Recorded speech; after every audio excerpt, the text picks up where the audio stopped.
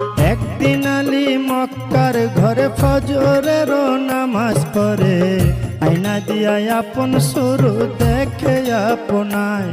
ওরে আয়নাতে রূপ দেখে আলী অমনি উঠিলেন বলি, আমার মতো এমন সুন্দর নাই আর দুনিয়ায়।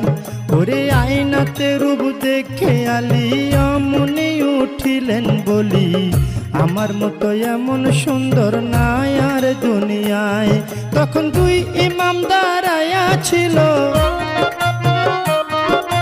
দুই ইমাম দাঁড়ায়া ছিল, আলীর ডাইনে বাইরে সাধের দুনিয়ায়।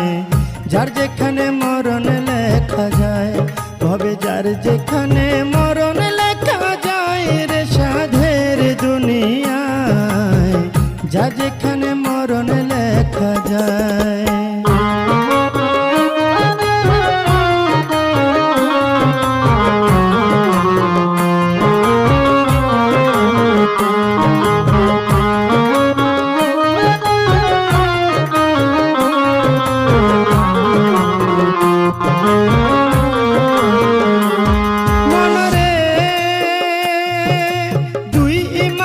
পিতার ধারে শুনে আব্বা কই আপনারে, আপনার চেয়ে বেশি সুন্দর আছে আমার মার।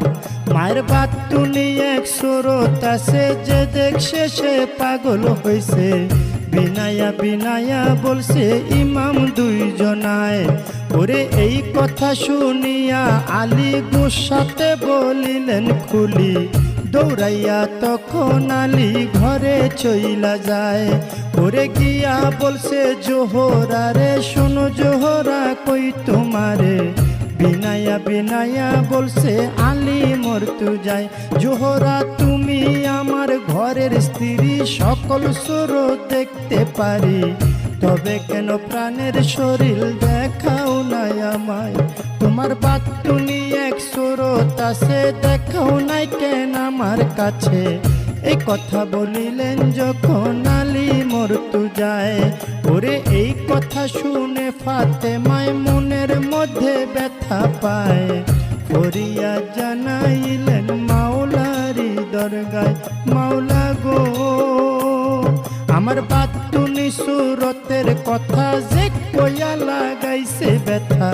জহরে কহরে মরণ হয়েছেন দুইজনার। এই অভিশাপ যখন দিল মাওলাজি হুকুম করিল, ফেরেশতারা লেখা নিল আরশ মহল্লা।